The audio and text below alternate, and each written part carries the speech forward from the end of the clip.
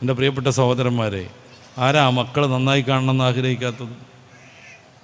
വാർദ്ധക്യ സഹജമായ അവശതകൾ വന്നുകൊണ്ടിരിക്കുകയാണ്. ഓരോരുത്തർക്കും ചെറിയ പ്രായത്തിൽ തന്നെ മാരകമായ അസുഖങ്ങൾ സംഭവിച്ചുകൊണ്ടിരിക്കുന്നു. സ്വാഭാവികമായും തൻ്റെ മകൻ മകൾ തൻ്റെ ചേർത്ത് നിർത്തണമെന്ന്, കൂടെ നിൽക്കണമെന്ന് ഓരോ പിതാവും മാതാവും ആഗ്രഹിക്കുന്നു. ഇതിൻ്റെ തികച്ചും വിരുദ്ധമായി നമ്മൾ യൂറോപ്പിലേക്ക് കണ്ണു നട്ടിരിക്കുകയാണ് ചെറുപ്പക്കാർ മൊത്തം. അവിടെ എന്തൊക്കെ തോന്നിയാസം നടക്കുന്നു, അതൊക്കെ വലിയ മഹത്വമുള്ള കാര്യങ്ങളായി വാരിപ്പുണരാൻ വേണ്ടി തയ്യാറായി നിൽക്കുന്നു. കുറേയേറെ പറയേണ്ട ഒരു സംഭവമാണത്. ഇപ്പോൾ കുടുംബജീവിതം, പലർക്കും അതിലൊരു താല്പര്യമേ ഇല്ല. കുടുംബജീവിതത്തിലൊരു താല്പര്യമേ ഇല്ല. ശരിക്കും പറഞ്ഞാൽ കേരളത്തിലെ ഒരു 30% യുവതികൾക്ക് കല്യാണത്തിനോടൊരു താല്പര്യമില്ല. പിന്നെന്ത് ചെയ്യണം? അടിച്ചു പൊളിച്ച് ജീവിക്കണം. അതിന് പറ്റുന്ന ജോലി, അതിന് പറ്റുന്ന വിദ്യാഭ്യാസം.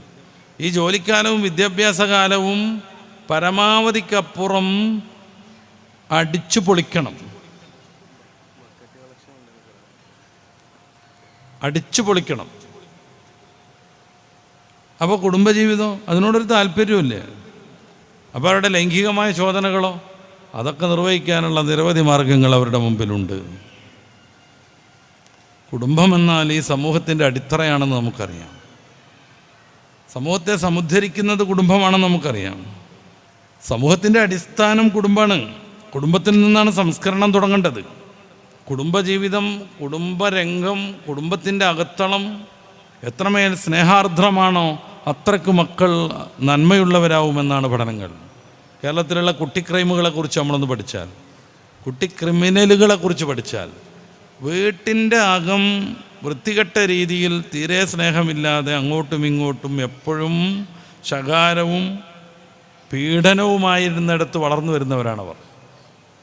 സ്നേഹം കൊടുത്ത് വളർത്തുന്ന, മാതാവും പിതാവും സ്നേഹത്തോടു കൂടി ജീവിക്കുന്ന ഒരൊറ്റ വീട്ടിൽ നിന്നും കുട്ടി ക്രിമിനലുകൾ രൂപപ്പെടുന്നില്ല. കുടുംബമെന്ന വിശുദ്ധമായ സംവിധാനത്തെ പോലും ഒരു താല്പര്യമില്ലാത്ത വിധം എഴുതിത്തള്ളിയാണ് പുതിയ തലമുറ ജീവിക്കുന്നത്.